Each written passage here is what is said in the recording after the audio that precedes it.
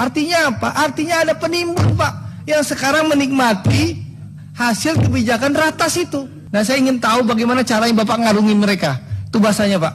Karena rakyat butuh itu, Pak. Keadilan, Pak. Dan memang faktanya Bapak datang, minyak gorengnya ada, Pak. Tapi 3 jam setelah Bapak pulang dari pasar, itu stok langsung hilang, Pak. Langsung raib, Pak.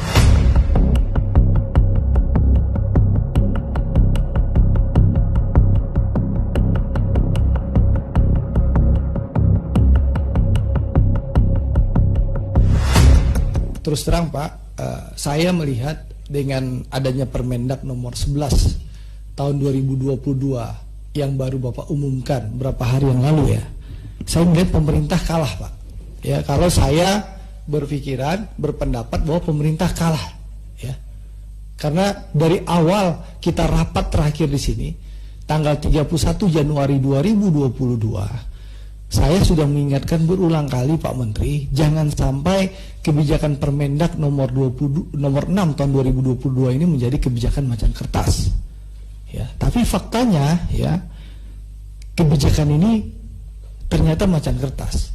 Kebijakan ini tidak bisa menyelesaikan ya permasalahan minyak goreng. Saya lihat memang Pak Menteri luar biasa berkeliling Indonesia mencek yang namanya stok minyak goreng. Dan memang faktanya Bapak datang, minyak gorengnya ada, Pak. Ya, bahkan di dapil saya di Padang itu Pak Wali Kota lapor sama saya, beliau menemani Bapak mau berkeliling pasar. Ya, memang ada. Tapi 3 jam setelah Bapak pulang dari pasar, itu stok langsung hilang, Pak. Langsung raib, Pak. Itu kenyataannya. Nah, ini yang menjadi pertanyaan saya. Seharusnya kita, Pak, jangan kalah, Pak. Nah, seharusnya, Pak. Ya, tadi kalau kita mendengar paparan Bapak di situ tadi menyatakan bahwa misalnya Sumatera itu stok berlimpah. Nah, seharusnya, Pak, pemerintah itu dengan Permendak nomor 6 tahun 2022 tinggal memutuskan, Anda perusahaan produsen CPO, perusahaan A diwajibkan DMO dan DPO ke perusahaan minyak goreng A. Misalnya tanggung jawab untuk satu provinsi. Nah, kalau nggak jalan kita cek. Kalau CPO-nya nggak jalan, ya pemerintah, bukan Bapak sendiri ya, memang kewenangan Mendak terbatas. Pemerintah harus berani cabut HGU-nya pengusaha kelapa sawit itu. Ya, kalau tidak mengirimkan DMO dan DPO-nya ke perusahaan minyak goreng. Nah, perusahaan minyak goreng pun juga harus dicabut izinnya. Kalau memang tidak memproduksi sesuai kepentingan rakyat, Pak. Itu yang harus dilakukan pemerintah. Karena mohon maaf, Pak, kita sudah 6 bulan membahas ini, akhirnya ujung-ujungnya kita kalah, Pak. Kita kembali ke maunya pengusaha, ya, bukan maunya rakyat.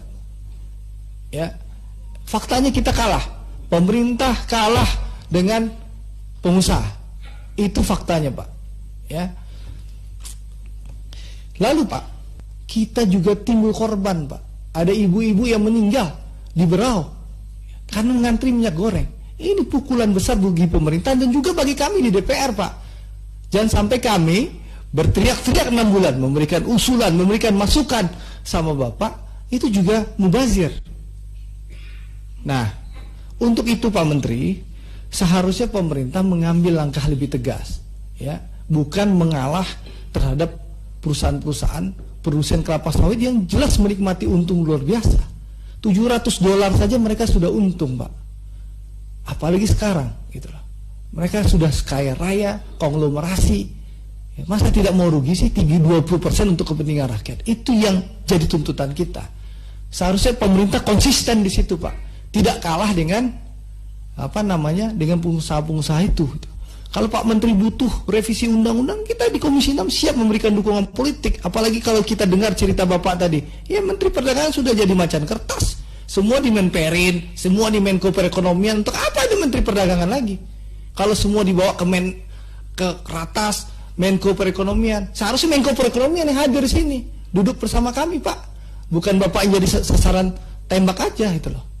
Lalu saya ingin sampaikan, Pak Menteri, ya, terus terang saya kecewa sekali dengan pemerintah, ya, bahwa pemerintah saya anggap tidak tegas, ya, kalah dengan pengusaha. Akhirnya kita kembali ke keputusan yang lama.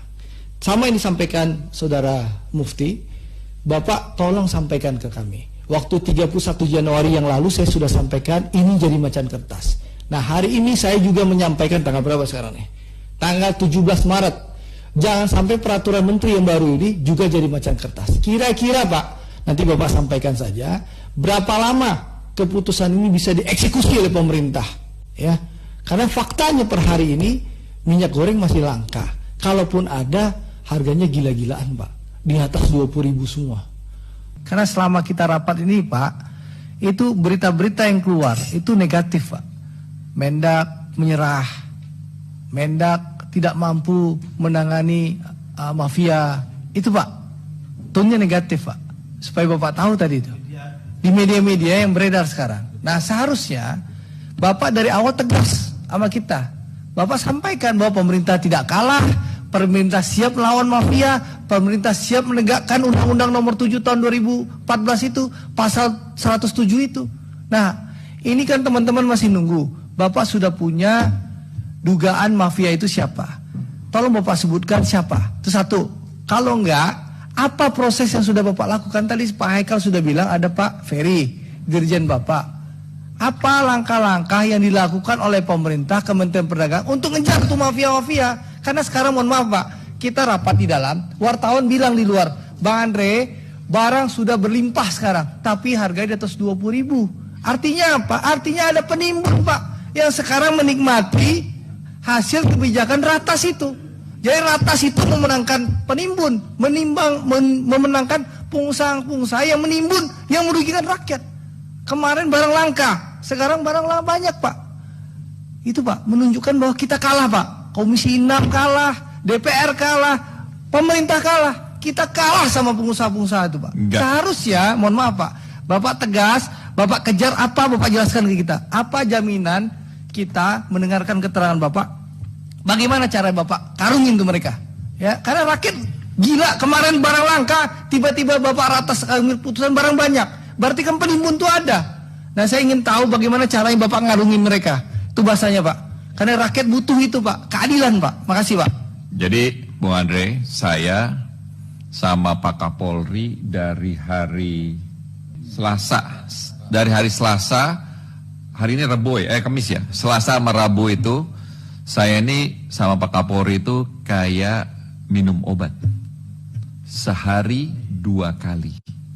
Jadi dari hari Selasa, Rabu itu sehari 2 kali kayak minum obat, kayak minum Bodrex ini. Dan saya sudah kasih semua datanya, termasuk ada pengusaha yang bilang itu kan kalau minyak goreng kan supirnya itu tangannya berminyak kan, bisa ngeluarin bon, itu bonnya bersih putih. Bisa tunjukin Pak Wisnu? Saya nggak mau sebutin namanya karena ini kan azas praduga tidak bersalah gitu kan ya. Tetapi kita sudah temukan dan ini jumlahnya ribuan ton gitu loh. Dan ini sekarang sudah kami serahkan kepada pihak Polri lewat kabar reskrim, sudah mulai ditangkep-tangkepin, sudah mulai diperiksa. Nih, kwitansinya begitu bentuknya. Berapa miliar itu? Kalau bisa Pak, pelaku itu Pak dipertontonkan Pak. Ya. Jadi saya serahkan itu Bung Andre kepada polisi. Jadi biar mereka lah yang memutuskan bagaimana proses hukumnya bisa berjalan. Satu lagi Pak Menteri, pimpinan. Kan kita nanya 14.000 itu kira-kira efektif kapan Pak? Supaya rakyat juga punya keyakinan. Yang curah ini Pak, ya, yang curah ini kira-kira kita pastikan ditemukan itu kapan Pak? Ya. Karena jadi sekarang masih tinggi, Pak. Bung Andre ada 3 yang mesti diputuskan. Ada keputusan-keputusan menteri. 1, Menteri Perdagangan sudah selesai hari ini semuanya, 2 kan. Kemudian Menteri Keuangan sudah diteken, akan diundang-undangkan besok. Sekarang nanti saya akan tanya Pak Menteri Perindustrian, tadi barusan miss call berkali-kali. Saya akan tanya sama beliau berapa Permenperin yang sudah mesti diundang-undangkan. Jadi begitu ini jalan semuanya mestinya bisa jalan Pak. Jadi kalau di tempat perdagangan sudah selesai. Boleh tambahan dikit. Itu usulan Gus Nusron itu boleh pimpinan. Tapi mungkin Pak Menteri juga harus menggunakan kewenangan Pak Menteri. Kalau bicara dengan Bu Sri Mulyani bisa berhasil bisa enggak Pak. Tapi mungkin ada kuncian Bapak, kesaktian Bapak yang kata Bapak itu menjadi senjata saya. Saya tidak menutup opsi. Apa itu? Ekspor stop. Nah, kita bikin kesimpulannya kalau kepepet, harga naik, stop ekspor. Dan saya minta ini dimasukkan dalam kesimpulan rapat untuk kuncian pimpinan. Karena rakyat ini pimpinan lagi menunggu kita. Kita tuh dipilih rakyat. Menteri-menteri ini pembantu presiden, ditugasin presiden. Mereka nggak bertanggung jawab sama rakyat pimpinan. Yang bertanggung jawab sama rakyat itu kita. Pak Haikal, Pak Demer, Pak Faisal, Pak Bimo dan kita semua dikejar oleh konstituen kita. Kenapa nggak bisa ngurus minyak goreng? Ngapain lu di DPR? Karena menteri-menteri ini pembantu presiden. Makanya kembali nah, ke saya redaksi. usulkan Pak Pimpinan untuk supaya kita aman, rakyat juga melihat DPR ini khususnya Komisi 6 punya wibawa, ya, karena kewenangan kita udah diambil-ambil, ya. Komisi 6 ini punya wibawa. Saya usulkan ke Pak Menteri dalam kesimpulan ini, kalau ada ya ternyata harga naik atau apa, ya kita kunci aja. Kalau harga keekonomisnya ternyata lebih tinggi dari 20.000 misalnya, atau 21.000, udah Pak Menteri kita minta stop ekspor CPO. Orang CPO ini produksi Indonesia kok. Masa Arab Saudi aja bisa atur tuh harga minyak dunia, dia turunkan ekspor. Ini Indonesia. Mana yang katanya kita produksi ekonomi berdikari, berdiri kaki sendiri, prak, gitu loh. Itu loh, mana kedaulatan itu? Itu loh pimpinan. Ini kita mau berpihak sama rakyat atau berpihak sama pengusaha? Gitu. Terima kasih pimpinan.